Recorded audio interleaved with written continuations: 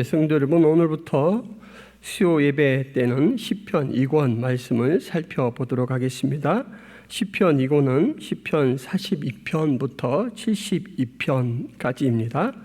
오늘은 그 2권 첫 번째 시편 42편 1절에서 11절 말씀을 함께 살펴보도록 하겠습니다. 제가 가진 성경은 구약성경 833쪽입니다. 시편 42편 1절에서 11절 말씀 제가 봉독해 드리겠습니다. 하나님이여, 사슴이 시냇물을 찾기에 갈급함같이 내 영혼이 주를 찾기에 갈급하나이다. 내 영혼이 하나님 곧 살아계시는 하나님을 갈망하나니 내가 어느 때에 나가서 하나님의 얼굴을 배울까? 사람들이 종일 내게 하는 말이 내 하나님이 어디 있느뇨 하오니 내 눈물이 주야로 내 음식이 되었도다.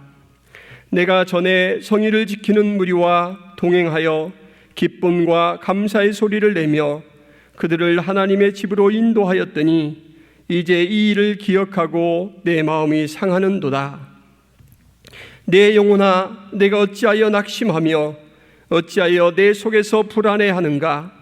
너는 하나님께 소망을 두라. 그가 나타나 도우심으로 말미암아 내가 여전히 찬송하리로다. 내 하나님이여, 내 영혼이 내 속에서 낙심이 되므로 내가 요단 땅과 헤르몬과 미살산에서 주를 기억하나이다. 주의 폭포 소리에 깊은 바다가 서로 부르며 주의 모든 파도와 물결이 나를 휩쓸었나이다. 낮에는 여호와께서 그의 인자심을 베푸시고 밤에는 그의 찬송이 내게 있어 생명의 하나님께 기도하리로다. 내 반석이신 하나님께 말하기를 어찌하여 나를 잊으셨나이까? 내가 어찌하여 원수의 압제로 말미암아 슬프게 다니니이까 하리로다. 내 뼈를 찌르는 칼같이 내 대적이 나를 비방하여 늘 내게 말하기를 내 하나님이 어디 있느냐 하도다. 내 영혼아, 내가 어찌하여 낙심하며 어찌하여 내 속에서 불안해하는가? 너는 하나님께 소망을 두라. 나는 그가 나타나 도우심으로 말미암아 내 하나님을 여전히 찬송하리로다. 아멘. 시편은 총 5권으로 되어 있습니다. 1권은 1편부터 41편, 그리고 2권은 42편부터 72편, 3권은 73편부터 89편, 그리고 4권은 90편부터 106편, 그리고 5권은 107편부터 150편으로 이렇게 되어 있습니다. 시편을 150편으로 이렇게 나눠서 한 3년 정도면은 그 한 권을 이렇게 충분히 볼 수 있도록 이렇게 배치를 했다고 합니다. 시편에 대해서는 또 많은 부분에서 설교로 다루고 또 공부를 하기 때문에 오늘 아주 간단하게만 살펴보도록 하겠습니다. 시가 무엇인가, 이 성경의 시편이 무엇인가라는 것을 아다나시우스라는 분이 이렇게 말했다고 합니다. 대부분의 성경은 우리에게 말씀하시지만 시편은 우리를 위하여 말씀한다. 시편 말씀은 바로 하나님의 은혜에 대한 반응으로 그 내용을 보자면 기도가 있고 찬송이 있고 탄원이 있습니다. 그래서 우리의 상황과 또 시를 기록한 저자의 상황과 일치되는 부분들이 있기 때문에 그 말씀 자체를 붙들고 기도하기도 하고 찬송하기도 하고 탄원하기도 하고 또 우리를 향해 주시는 말씀으로 듣기도 합니다. 한마디로 말해서 시편은 하나님이 주신 성도의 은혜의 반응이다, 이렇게 말할 수가 있습니다. 그래서 시의 특성은 논리적인 전개보다는 정서 중심으로 이렇게 전개되는 것을 알 수가 있습니다. 그리고 시의 형식을 보면 애가가 있습니다. 개인 애가가 있고 국가 애가가 있고 또 왕이 하는 애가가 있고 또 기도성이 있고 또 지혜시가 있고 확신시가 있습니다. 오늘 시편 42편은 이 시의 형식으로 볼 때 되게 여러 부분이 중첩되어 있어서 어느 하나로 이렇게 규정하기는 어렵습니다. 그래서 되게 유동적이라 할 수가 있습니다. 시편 42편의 표제는 고라 자손의 마스게일이라고 되어 있습니다. 고라 자손의 시라고 이렇게 볼 수가 있는데 이 시편 2권에서 고라자손의 시가 7편 정도 등장합니다. 그래서 특별히 표제에 고라자손이라고 표기한 것에 대해서 학자들은 3가지 정도로 추정을 합니다. 첫째는 고라자손의 노래들만을 모은 노래집이 있었다. 편집이 이렇게 고라자손들 것으로 이렇게 편집된 그런 책이 있었다라는 것이죠. 그리고 또 한 가지는 고라자손들이 개인보다는 가족을 중시하는 관습이 있어서 이 공동명으로 시를 이렇게 남겼다. 그리고 이제 셋째로는 모세를 거역하다가 멸망했던 그러한 불행했던 조상의 일을 속죄하기 위해서 함께 모여서 훌륭한 찬송가를 만들고 노력했을 것이다. 그러니까는 집단 저작을 통해서 남겨진 그런 유산이다. 이렇게 3가지 정도로 추정을 하고 있습니다.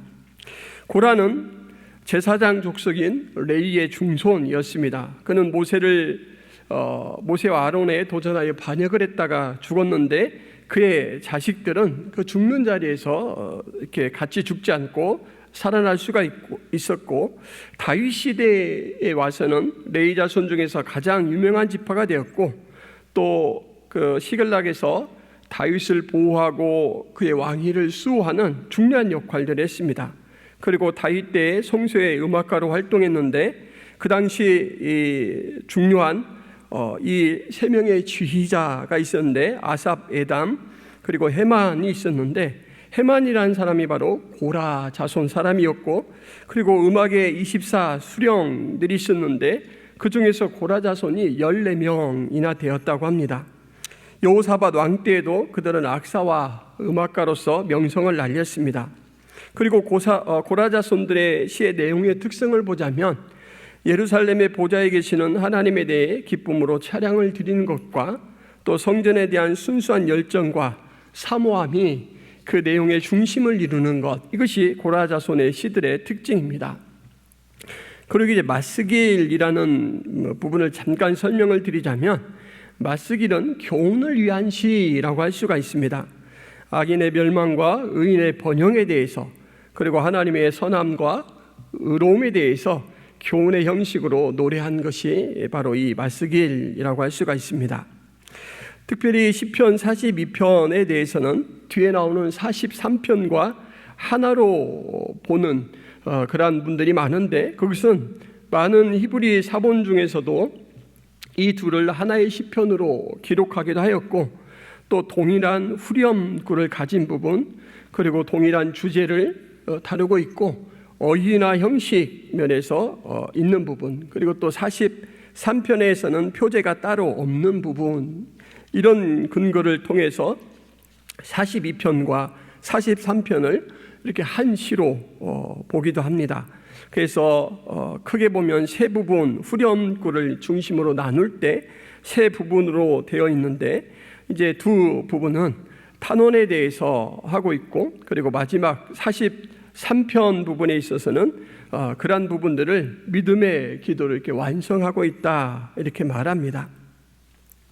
42편의 기록 배경과 상황을 잠깐 보자면, 작가는 시온에서 멀리 떨어진 곳에서 이 시를 노래하고 있습니다. 그래서 많은 사람들이 압살롬을 피해서 요단강을 건너 멀리 피난 갔던 그때가 아닌가 이렇게 추정하고 있습니다.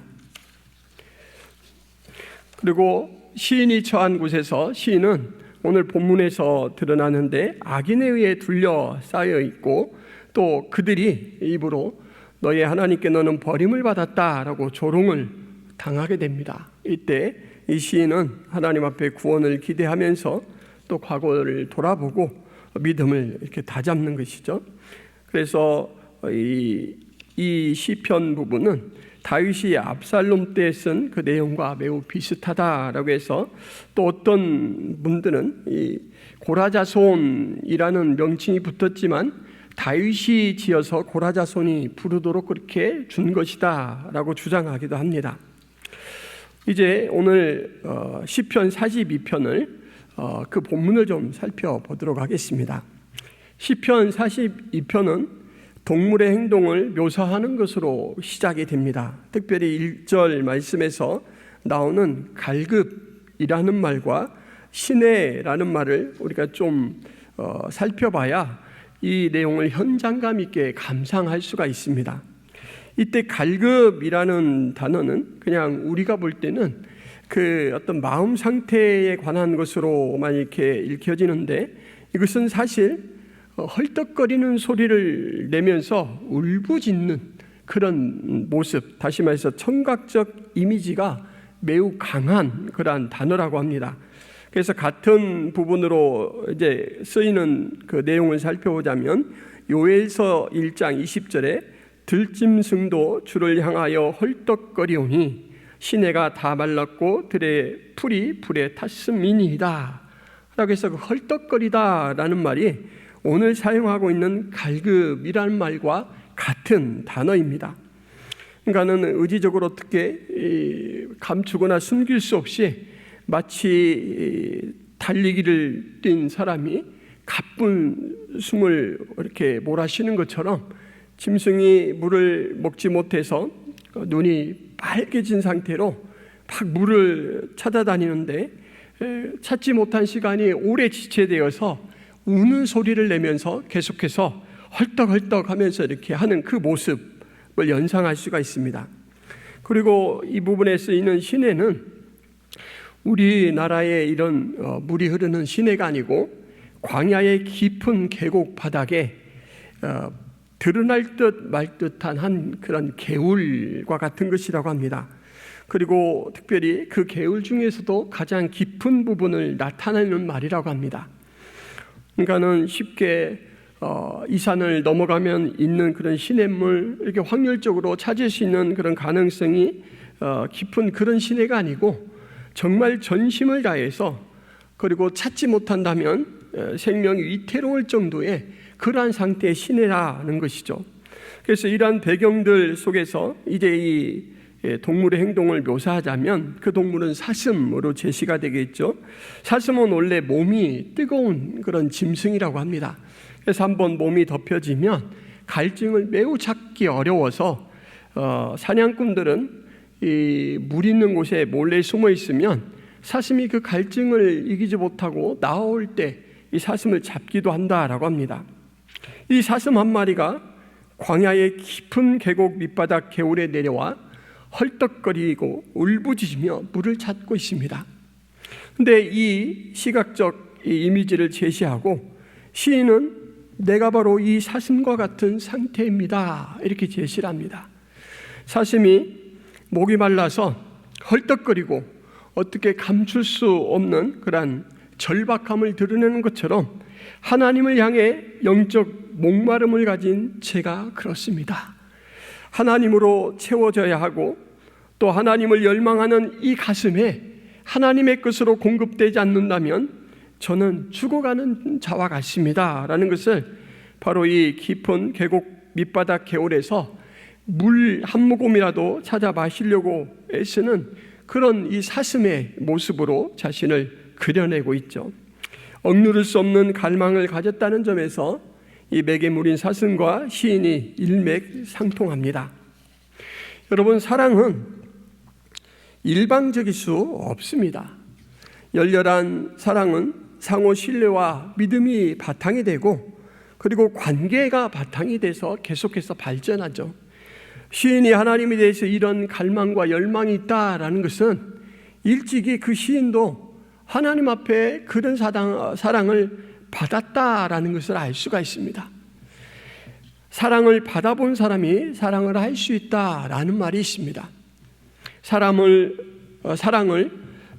이 경험을 통해서 그 사랑의 그런 느낌 그리고 사랑의 힘 이것들이 무엇인가 아는 사람은 그 사랑의 말로 사람에게 격려를 할 줄도 알고 또 자존심을 상하지 않게 하면서 사랑으로 그를 세울 줄도 아는 것이죠. 마찬가지로 지금 이 시인이 그렇게 하나님을 열망하며 찾을 수 있다라는 것은 이미 그는 하나님 앞에 그렇게 발견된 사람이고 또 그러한 하나님에 대한 신뢰가 바탕이 되어 있다라는 것을 우리가 알 수가 있습니다. 저희 그 처갓집에 이 토종닭 한 마리가 생겼습니다. 그런데 이 토종닭은 아주 어린 병아리 때 겨울에서 고양이에게 막 잡아먹히기 직전인 그런 이제 닭을 발견하고 그 부모님들이 구해낸 닭입니다. 그러니까 아주 어렸을 때 이제 말하자면 이 부모님을 각인한 그런 닭이죠. 이 조류들은 처음에 알에서 깨어날 때 이렇게 처음 본 그 대상을 마치 부모처럼 각인을 시키고 졸졸 따르는데 이 닭이 좀 그렇습니다. 그래서 얼마 전에 제가 가서 닭을 만나봤는데 사람이 움직이면 사람을 졸졸졸 따라옵니다. 마치 자기가 애완개인 줄 알고 따라오고 손을 내밀면 부리를 이렇게 그냥 내밀어줘요. 그래서 부리를 마치 강아지의 턱을 쓰다듬듯이 이렇게 쓰다듬으면 가만히 이렇게 좋아하고 있습니다. 그래서 저는 새 부리가 차갑지 않고 따뜻하다라는 것을 이 닭의 부리를 만져보면서 새롭게 알게 되었습니다. 이렇게 닭도 그 고양이가 이제 잡아먹을 그 위험에서 건져내고 또 모이를 주고 보살펴주고 또 이렇게 다정하게 말을 걸어주니까 이 대상은 나를 해칠 존재가 아니구나 라고 이렇게 믿고 따르는 거죠. 마찬가지입니다. 우리 사람은 사랑을 받을 때 사랑할 수 있는 존재가 되고 지금 시인이 이렇게 목마른 사슴이 시냇물을 찾아 일념으로 쫓는 그런 모습을 가졌다면 그가 이미 그 사랑을 덧입었다라는 것을 알 수가 있죠. 여러분, 목마른 사슴이 물을 찾기 위해 찾아간 곳은 깊은 골짜기 개울입니다. 아마도 사슴은 본능과 학습을 통해서 이곳에 가면 물을 얻을 수 있다라는 것을 알고 있었던 것 같습니다. 목마른 사슴이 물을 찾기 위해서 이 골짜기 개울을 찾아가는 것, 이것은 어떻게 보면 생존이면서 또한 생활입니다. 물을 만나 해갈이 되면 이 사슴은 다시 돌아가 풀을 뜯기도 하고 또 새끼를 낳아 기르기도 할 것입니다. 밤이면 육식동물을 피하여 잠을 자고 또 다음 날이면 일어나서 풀을 뜯고 풀을 뜯다가 목이 마르면 다시 물가를 찾아와 물을 마셔야 됩니다. 그러니까 물을 발견하는 것, 거기선 단기적인 목표이기도 하면서 계속해서 그가 살아있는 동안 추구해야 될 삶의 과정이다라는 거죠. 우리 성도가 하나님을 찾는 것도 마찬가지입니다. 절박한 가운데 하나님을 찾았다고 해서 끝이 아니고 다시금 돌아와서 하나님을 또 만나고 또 하나님과 상의하고 또 하나님께서 인도하시는 길을 가고 그런 삶의 연장이 계속되는 것이죠. 근데 여러분, 목마른 사슴이 물을 찾기 위해서 이 찾아간 곳이 골짜기 개울이라면 하나님을 찾고 싶어하는 이 시인이 찾아갈 곳은 어디일까요? 우리가 구약적인 인지로 보자면 하나님이 강림해 계시는 성전이고 이제 신학의 개념으로 보자면 교회라고 생각할 수가 있습니다. 맞습니다. 예배를 받으시고 또 강림하셔서 하나님의 말씀하시고 복을 주시는 그러한 1차 장소가 바로 성전과 교회죠. 그러나 요한복음 4장 24절에 하나님은 영이시니 예배하는 자가 영과 진리로 예배할지니라 이렇게 말씀하셨습니다. 이제 하나님은 어디에나 계시기 때문에 겸손하게 무릎 꿇는 모든 범주가 하나님을 만날 수 있는 곳이다 라고 할 수가 있죠. 그래서 시인이 하나님을 만나기 위해서 찾을 것은 장소이기도 하고 사람이기도 하고 또 하나님이 정한 여러 가지 날이기도 하고 또 제의이기도 하고 제도도 될 수가 있습니다. 그것이 무엇이든지 간에 하나님의 언약적 사랑이 원리로 작용하는 곳이다 라고 한다면 그는 그곳에서 하나님을 만날 수가 있습니다.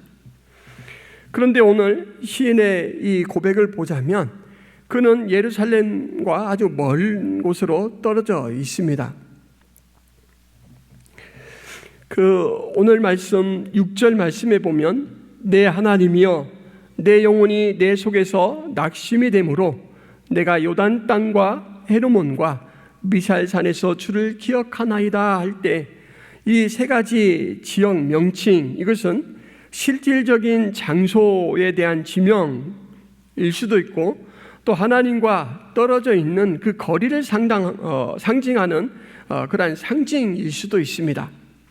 그런데 이 6절 말씀과 또 3절 말씀과 7절 말씀에 10절 말씀에 이렇게 사람들과 또 대적들이 내 하나님이 어디 있느냐라고 조롱할 때 그가 아무런 대꾸도 하지 못하고 반박도 하지 않고 있는 것으로 볼 때 이 시인은 하나님과 임재 체험에 대해서 상당히 좀 흐릿한 가운데 있다. 다시 말해서 하나님과 심리적인 거리도 상당히 떨어져 있다라고 이렇게 생각할 수가 있습니다. 하나님의 초점을 맞춰보자면 지금 시인은 침묵하시는 하나님 앞에 있다라고 할 수가 있죠. 시편 22편 2절 말씀에 보면 내 하나님이여 내가 낮에도 부르짖고 밤에도 잠잠하지 아니하오나 응답하지 아니하시나이다. 이렇게 이제 이야기하고 있고, 그리고 또 시인의 고백을 보자면 8절 9절에 낮에는 여호와께서 그의 인자심을 베푸시고 밤에는 그의 찬송이 내게 있어 생명의 하나님께 기도하리로다 라고 하면서 그 기도의 말씀을 보자면 9절 말씀에 내 반석이신 하나님께 말하기를 어찌하여 나를 잊으셨나이까? 내가 어찌하여 원수의 압제로 말미암아 슬프게 다니니까 하리로다. 어찌하여 저를 잊었습니까?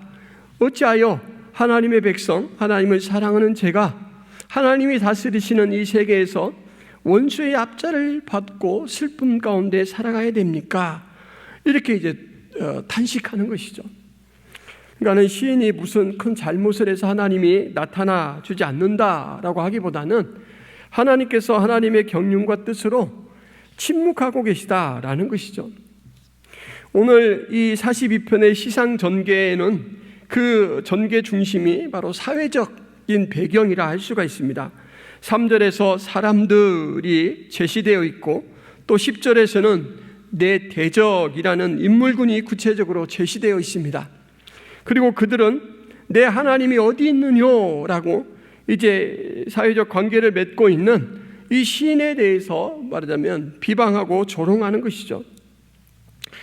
여러분, 아까 이 시인이 하나님을 만날 수 있는 곳, 하나님을 찾을 수 있는 곳은 어느 곳이든지 어느 대상이든지 생활의 모든 범주라 할 수 있다 이렇게 말씀드렸습니다. 사회적 배경이 중심이 된다면, 그렇다면 이 시인은 이 사회의 무엇을 통해서 하나님의 살아계심과 하나님의 역사하심 그리고 하나님의 영향을 만날 수 있을까요? 그것은 아무래도 사회 속에 흐르고 있는 공의라고 생각할 수가 있습니다. 하나님의 통치 원리가 세상 가운데 작용하고 하나님의 말씀의 법이 세상의 법의 기초가 된다면, 그리고 그것들이 정당하게 시행된다면 하나님 앞에 사람들이 하나님을 높이고 또 하나님 말씀 앞에 순종하는 삶을 살아간다. 그렇다면 그 사회는 하나님이 말씀하신 공의가 흐를 것입니다. 그리고 사람들은 일상생활 속에서 하나님을 높이며 감사와 찬양을 고백하게 될 것입니다. 왜냐하면 그것이 사회에 요구하시는 하나님의 뜻이기 때문입니다. 호세아 10장 12절 말씀에 너희가 자기를 위하여 공의를 심고 인애를 거두라. 너희 묵은 땅을 기경하라. 지금이 곧 여호와를 찾을 때니 마침내 여호와께서 오사 공의를 비처럼 너희에게 내리시리라. 이렇게 명령하고 계십니다. 그러나 여러분, 이 시인은 아까 3절과 10절에서 우리가 살펴보았듯이 이 공의가 물같이 흐르는 그 시대 속에 사는 게 아니고 오히려 하박국이 탄식하며 고백했던 그런 시대와 같은 그런 배경 속에서 살아가고 있습니다. 하박국 1장 2절에서 4절 말씀에 보면 여호와여 내가 부르짖어도 주께서 듣지 아니하시니 어느 때까지 이리까? 내가 강포로 말미암아 외쳐도 주께서 구원하지 아니하시니이다. 어찌하여 내게 죄악을 보게 하시며 패역을 눈으로 보게 하시니까? 겁탈과 강포가 내 앞에 있고 변론과 분쟁이 일어났나이다. 이러므로 율법이 해이하고 정의가 전혀 시행되지 못하오니 이는 악인이 의인을 애워쌌으므로 정의가 굳게 행하여 진민이이다. 율법이 해이하고 그리고 정의는 굽어져 있습니다. 의인을 둘러싼 악인의 세력들이 의인을 괴롭게 하고 있습니다. 여러분, 이 시인이 처한 상황이 바로 우리가 처한 상황이라면 참 얼마나 답답하고 마음이 애리겠습니까? 나는 오직 하나님을 바라고 하나님을 의지하고 하나님을 노래하며 살고 싶은데 그 하나님을 만나고자 찾은 사회 곳곳에서는 오히려 하나님을 적대시하고 하나님을 반대하고 그 하나님 일념으로 살아가는 나의 신앙을 조롱합니다. 그리고 그 신앙을 조롱하고 부정한다는 것은 표면적으로는 나에 대한 대적이지만 더 깊은 이면적인 의미로 보자면 그 신앙의 대상이신 나의 주인이신 하나님까지 그는 부재하신 것 아니냐, 그는 무능하신 것 아니냐 라고 이렇게 조롱하는 것까지도 연결해서 생각할 수가 있습니다. 내가 모시고 내가 신종하는 그 하나님이 바로 나를 통해서 내가 서 있는 그 삶의 자리에서 조롱을 당하고 있다 라고 느낄 때 이 시인은 얼마나 마음이 아프겠습니까? 그래서 2절 말씀에 보면 내 영혼이 하나님 곧 살아계시는 하나님을 갈망하나니 내가 어느 때에 나가서 하나님의 얼굴을 배울까? 어느 때에 하나님의 얼굴을 뵐 수 있을까? 라고 하면서 스스로 이렇게 묻고 주야로 눈물을 흘리며 살아갑니다. 여러분, 오늘 표현의 말씀으로는 주야의 이 눈물이 양식과 같다라고 이렇게 말하고 있죠. 얼마나 참 비참한 상황입니까? 그냥 다리에 힘이 풀리고 주저앉고 싶고 하염없이 그냥 울다가 끝나고 싶은 그런 상황이죠. 포로로 끌려갔던 이스라엘 백성들이 바로 자신들과 하나님이 조롱당할 때 그런 심정이었을 것입니다. 시편 137편 1절에서 4절 말씀에 보면 우리가 바벨론의 여러 강변 거기에 앉아서 시온을 기억하며 울었도다. 그 중에 버드나무에 우리가 우리의 수고문을 걸었나니 이는 우리를 사로잡은 자가 거기서 우리에게 노래를 청하며 우리를 황폐하게 한 자가 기쁨을 청하고 자기들 위하여 시온의 노래 중 하나를 노래하라 하미로다. 우리가 이방 땅에서 어찌 여호와의 노래를 부를까? 노래를 청하는 사람들이 누구냐면 우리를 사로잡은 자 그리고 우리를 황폐하게 한 자라고 말합니다. 대적이고 원수이죠. 그런데 너희들이 하나님을 향해 부르는 그 찬송가로 우리의 흥을 돋고 봐라, 우리의 술자리에 흥을 돋고 봐라 이렇게 요청해요. 저들보다 하나님이 분명히 크시고 우리의 이 노래는 하나님이 받으시고 영광스러워 하실 그런 노래인데 이 노래와 이 노래하는 우리와 그리고 또 그 노래의 주인이신 하나님을 함께 조롱하는 이 자리에서 이 사람들이 얼마나 가슴이 아팠겠습니까? 그런데 여러분, 때때로 우리 성도들에게는 이런 고난이 온다라는 것을 항상 기억해야 됩니다. 하나님이 다스리는 세상이라고 해서 성도는 탄탄대로의 길만 통과하지 않습니다. 오히려 성도이기 때문에 하나님은 더 혹독한 시련 속에서 우리를 연단시키시기도 하십니다. 현실에서 오는 고통과 불신으로 이제 성도의 믿음이 떨어지는 그런 위험스러운 순간에 이 시인은 그 믿음을 붙들기 위해서 어떤 시도를 하냐면 과거에 하나님이 우리를 어떻게 만나주셨는가라는 것을 회상하는 시도를 합니다. 4절 말씀에 보면 내가 전에 성의를 지키는 무리와 동행하여 기쁨과 감사의 소리를 내며 그들을 하나님의 집으로 인도하였더니 이제 이 일을 기억하고 내 마음이 상하는도다. 여러분, 과거에 잘 나갔던 그 경험은 어떻게 보면 이 회상은 이 경험이면서 유산이라고 할 수가 있습니다. 여호수아 4장 6절부터 7절 말씀에 보면 하나님께서 요단강을 마른 상태로 건너가게 하신 다음에 그 가운데서 12돌을 택하다가 그 돌을 기념으로 세워놓으라라고 했는데, 세우는 이유에 대해서 이렇게 말하고 있습니다. 이것이 너희 중에 표징이 되리라. 후일에 너희의 자손들이 물어 이르되 이 돌들은 무슨 뜻이냐 하거든 그들에게 이르기를 요단물이 여호와의 언약궤 앞에서 끊어졌나니 곧 언약궤가 요단을 건널 때에 요단물이 끊어졌으므로 이 돌들이 이스라엘 자손에게 영원히 기념이 되리라 하라 하니라. 여러분, 지금 요단물이 너무나 이 넘실거리고 강하게 흘러가기 때문에 거기를 통과하려면은 어지러워서 물속에 빠질 것 같아요. 생명을 빼앗길 것 같습니다. 그러나 그 12돌을 보면서 하나님의 언약궤 앞에서 끊어졌던 요단물이 아닌가, 하나님이 하시고자 하신다면 얼마든지 이 거칠고 무서워 보이는 이 요단물에서 나를 보호하시고 통과시키고 하나님의 거룩한 이름을 이 땅 가운데 새기도록 나를 사용하실 것이다, 힘을 낼 수가 있죠. 이것이 바로 과거의 이 경험을 회상할 때, 이 신앙의 유산을 돌아볼 때 얻을 수 있는 효과입니다. 이 과거의 경험은 그런데 참 달지만 쓴 추억이라고 할 수가 있습니다.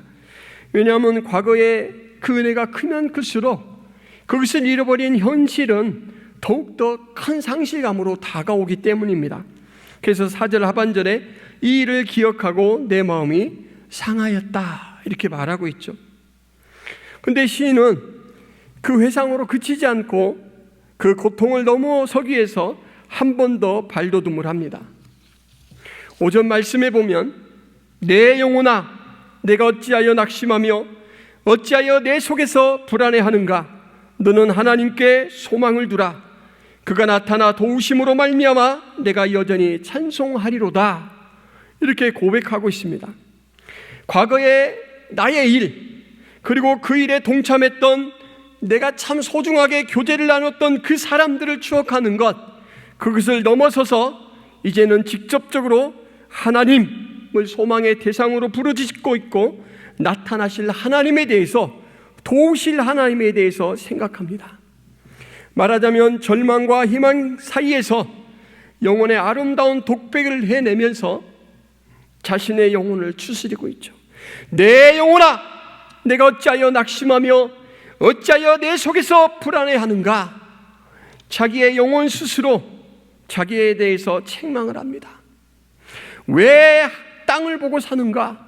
왜 세상에 그 말소리에 그렇게 주의를 빼앗기는가? 너에게는 너를 도우시는 살아계신 하나님이 있지 않는가? 라고 그 영혼에 외치는 것이죠. 너는 하나님께 소망을 두라. 그가 나타나 도우심으로 말미암아 내가 여전히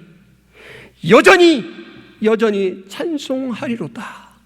여러분, 저는 이 여전히라는 말이 너무나 가슴에 와 박힙니다.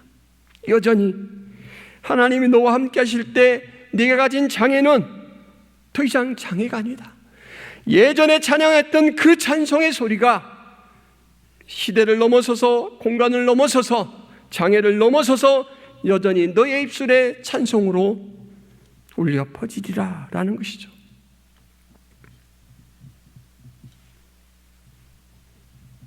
하나님을 경외하는 사람에게는 환경이나 장소가 하나님을 가까이 하는 데에 장애가 되지 않습니다.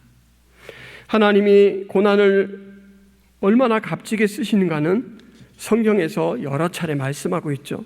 시편 88편 7절에서 9절 말씀에 보면 주의 노가 나를 심히 누르시고 주의 모든 파도가 나를 괴롭게 하셨나이다. 주께서 내가 아는 자를 내게서 멀리 떠나게 하시고 나를 그들에게서 가증한 것이 되게 하였사오니 나는 갇혀서 나갈 수 없게 되었나이다. 곤란으로 말미암아 내 눈이 쇠하였나이다. 여호와여 내가 매일 주를 부르며 주를 향하여 나의 두 손을 들었나이다. 고난에 짓눌려서 시인은 눈이 쇠하여집니다.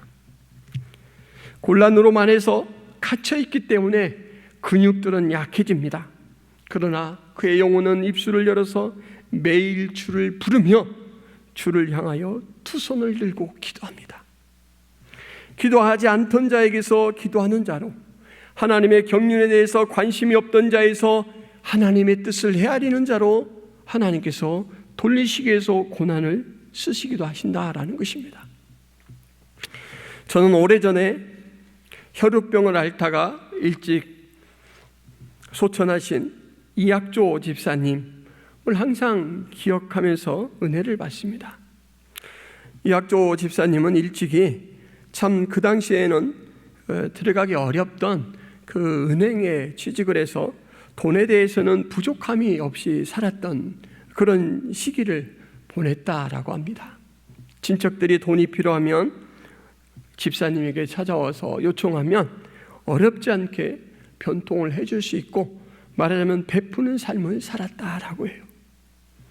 어느 날 작은 아버지가 또 돈을 이렇게 꾸러와서 참 이렇게 우리가 필요할 때까지 자네가 늘 이 자리에서 그런 역할을 해줬으면 좋겠네 라고 그런 이야기를 했을 때 집사님께서는 작은 아버지, 제 호주머니에 돈이 떨어질 때까지 사실 수 있으면 좋겠습니다 이렇게 말씀을 드렸대요. 말하자면 이 자신이 있었던 것이죠.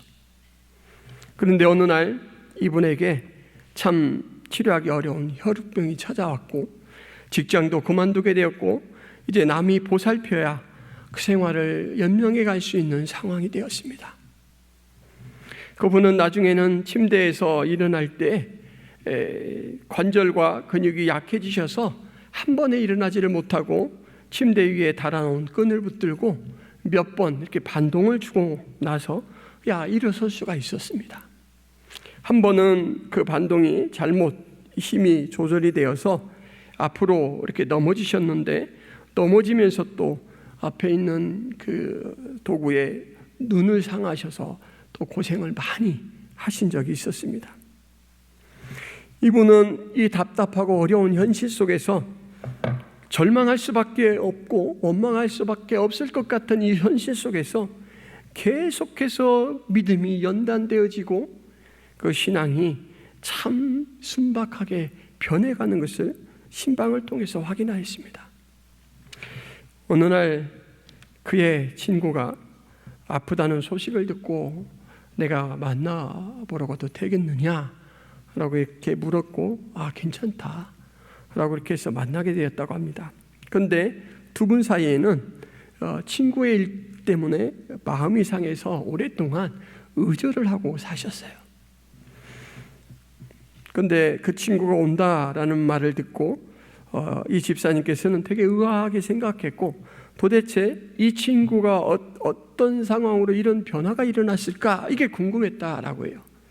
그런데 와서 이제 친구 된 집사님을 한참 보시고 또 말씀도 나누고 하시더니 내가 예수 믿게 되었어 이렇게 말씀을 하시대요. 4년 전에 예수님을 믿게 되었어. 그리고 지난날 자네와 내가 참 작은 일로 이렇게 참 좋지 않은 모습으로 헤어지게 되었는데 용서해 주게. 그리고 내가 이제 돌아가서는 자네의 이 모습을 하나님 앞에 고하면서 기도하겠네. 이렇게 이제 하고 가셨대요. 근데 그 말씀을 담담하게 이야기해 주시면서 이 집사님께서는 아까 작은 아버지에게 했던 그 말이 내가 지금 돌이켜 생각해 보니 얼마나 교만했던 말인가 생각하고 참 회개의 기도를 많이 했습니다. 친구는 나에게 용서를 빌었지만 사실 용서를 빌어야 할 사람은 저입니다 라고 또 고백을 하시면서, 그리고 또 말씀을 읽을 때 그 말씀이 얼마나 예민하게 와 닿는지 한 구절 한 구절을 고백하는데 그렇게 은혜가 될 수가 없었어요.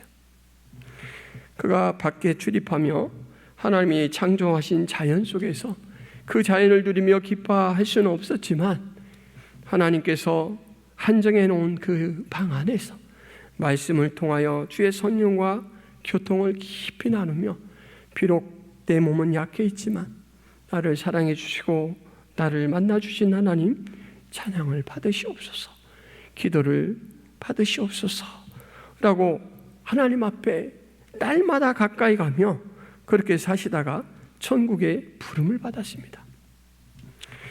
여러분, 고난은 하나님이 쓰시는 중요한 도구 중에 하나입니다. 그러므로 성도가 고난을 당할 때 주저앉을 것이 아니고 원망하고 탄식만 할 것이 아니고 오늘 시인처럼 몸부림을 쳐야 됩니다. 그들이 조롱하는 소리가 있다면 우리 하나님이 어떤 분인 줄 알아? 나에게 처음 다가오셔서 첫사랑을 베푸셨던 그 하나님이 이런 분이야 라고 붙들고 기도하고, 하나님, 그 하나님께서 다시금 저에게 뜨거운 열정을 일으켜 주옵소서, 말씀해 주옵소서, 제 소망이 꺾이지 않게 해 주옵소서 기도하셔야 됩니다.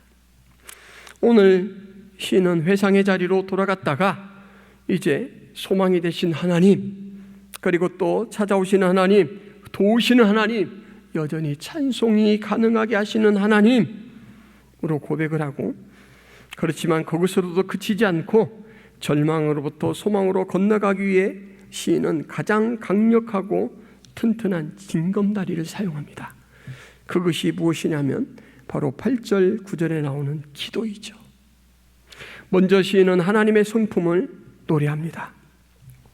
여호와께서 그의 인자하심을 낮에 베푸십니다. 밤에 그의 찬송이 내게 있게 하십니다. 지금도 내가 생명이 있는 것은 하나님의 은혜입니다. 이 사실을 붙들고 하나님께 기도합니다. 그리고 기도할 때는 예의를 갖추고 외식적으로 하는 게 아니고 하나님을, 나를 찾아오신 그 하나님, 친밀하신 하나님 앞에 어찌하여 라고 직설적으로 기도를 합니다. 왜 이런 일을 당하게 하십니까? 여러분, 우리는 살아갈 때 우리의 삶 속에서 크게 세 가지 소리를 듣게 됩니다. 첫째로는 현실의 소리가 있습니다. 오늘 3절과 10절에서 내 하나님이 어디 있느뇨? 라고 계속해서 말하는, 나와는 사랑을 나누지 않고 교제를 나누지 않으면서 오히려 내가 약해져 가는 것을 기뻐하면서 놀림감으로 여기는 그런 기쁘지 않은 이웃들일 수도 있고, 또 10절에서는 그것이 구체적으로 대적이라고 이렇게 제시되고 있습니다. 이 현실의 소리는 가깝고 너무너무 강력합니다. 그래서 어떨 때는 이것이 전부인 것처럼 느껴질 때가 있어요. 그래서 시인은 밤낮 눈물을 양식처럼 삼았다라고 합니다. 두 번째 소리는 4절에 있는 기억의 소리입니다. 내가 하나님께 이제 성의를 지키려고 나온 무리를 동행하고 기쁨과 감사의 소리를 내며 그들을 하나님의 집으로 인도하였다라고 하죠. 믿음의 선진들이 삶을 살아가면서 내었던 소리, 하나님의 그 조상들에게 했던 이 구약 말씀, 신약 말씀의 소리들이 바로 이 기억의 소리인 것입니다. 기쁨과 감사의 소리이고 때로는 축제의 소리입니다. 이것은 그냥 두면 흘러갑니다. 그래서 매번 우리는 이 기억의 소리를 찾아서 오늘의 것으로 못을 박는 갱신의 작업을 해야 됩니다. 말씀을 읽고 묵상하고 또 말씀에 비추어서 오늘을 해석하고 이렇게 해야 되죠. 세 번째로는 5절과 10절에 있는 마음의 소리입니다. 내 영혼아, 내가 어찌하여 낙심하며 어찌하여 내 속에서 불안해하는가? 너는 하나님을 믿는다는 사람이 아니냐? 그렇다면 하나님께 소망을 둬야 되지 않겠느냐? 하나님의 도우심을 알고 있지 않느냐? 하나님의 나타나심을 너는 경험하였지 않느냐? 이 마음의 소리는 다른 표현으로 말하자면 하늘의 소리이고 성령의 소리입니다. 하나님께 소망을 두라. 네가 인식하는 그 현실이 전부가 아니다. 아직 다가오지 않은 불을 확신성으로 인해서 네가 주눅들고 있느냐? 그럴 필요 없다. 여러분, 신앙인은 이 세 가지 소리에 둘러싸여 살아갑니다. 현실의 소리, 기억의 소리, 마음의 소리. 기억의 소리는 말씀으로 집약되어 있고, 또 이 마음의 소리는 오늘 내 마음 가운데 좌정하시면서 내 울림통을 통해서 깨우치시는 성령의 소리, 하늘에서 나는 하늘의 소리인 것입니다. 현실을 극복하기 위해서 우리는 과거의 소리와 바로 성령의 소리에 늘 귀를 기울여야 합니다. 신앙은 이 기억의 소리와 또 성령의 소리를 통해서 우리의 믿음을 연단하고 우리의 신뢰를 강하게 하는 일입니다. 여러분, 오늘 이 시편 42편에서는 두 가지 중요한 이 심상이 있습니다. 하나는 물이라는 심상이죠. 시인은 목마른 사슴이 먹고 해갈할 수 있는 시원한 마실 만한 생수, 물을 간구합니다. 그런데 하나님은 그에게 눈물이라는 다른 요소의 물을 허락하시죠. 그리고 이제 그 물뿐만 아니고 그 7절 말씀에 보면 폭포 소리와 같이 깊은 바다가 서로 부르며 파도와 물결처럼 나를 휩쓸어 갈 것 같은 그러한 물을 허락하시죠. 그런데 이 물에 대해서 시인은 주의 파도, 주의 물결, 주의 폭포라고 해서 그 모든 것을 주관하시는 가장 안쪽에 섭리하시는 섭리의 주님이 바로 주님이다라는 것을 고백합니다. 이 물의 심상, 당장 편하게 먹고 편하게 삶으로 그냥 자신에게만 주목하며 살도록 하지 않고 하나님은 이 생수를 공급하기 위해서 때로는 눈물에 물도 갖게 하시고 또 위압해 오는 두려운 물도 통과하게 하십니다. 그리고 또 하나는 시간에 대한 심상입니다. 3절과 19절에서는 사람들이 종일 내 하나님이 어디 있느냐 조롱합니다. 대적들도 늘 그렇게 이야기합니다. 종일 늘 모든 시간대에 사람들과 대적은 나를 괴롭힙니다. 나는 그 종일 늘인 이 주야에 하나님을 단단히 붙들지 않을 때는 애통해하며 눈물을 양식처럼 달고 삽니다. 그런데 여러분, 가장 중요한 이 시간의 경영자는 8절에 보면 낮에는 여호와께서 그의 인자하심을 베푸시고 밤에는 그의 찬송을 내게 있게 하십니다.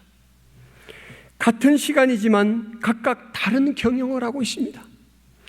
여러분, 나의 이 시간을 나를 대적하는 사람들이 시간을 어떻게 쓰는가, 거기에 주목하는 데 주의를 빼앗길 것인지, 아니면 인자를 베푸시고 찬송을 가능하도록 역사하시는 하나님에게 주의를 빼앗기실 것인지, 주의를 주목할 것인지, 이것은 우리의 몫입니다.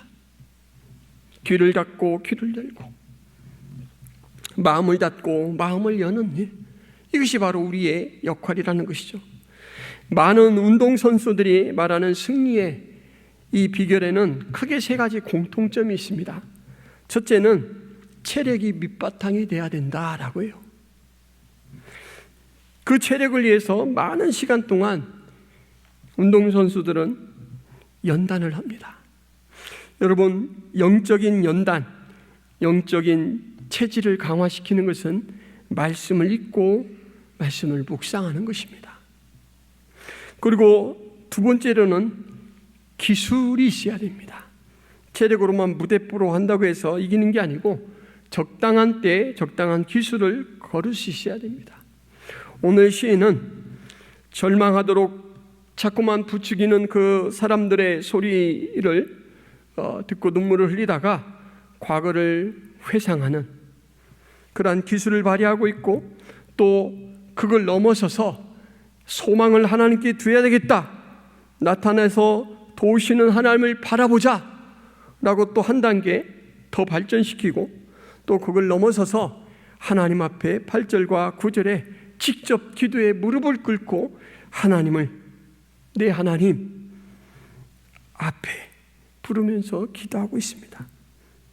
이게 바로 이 영적 체질을 건강하게 하고 이길 수 있는 그런 체력과 기술이죠. 마지막으로는 운용 능력입니다. 기술도 있고 체력도 있다면 상대방의 허점이 무엇인가 나의 강점이 무엇인가? 내 중심이 어떻게 쏠려 있을 때 어떻게 해야 될 것인가? 라는 것을 적절하게 운용하는 능력이죠. 그것은 매 순간 나에게 말씀해 오시고 도전해 주시는 성령의 음성을 듣는 것입니다. 성령의 음성을 들으며 현실의 소리를 눌러 이기는 것이죠.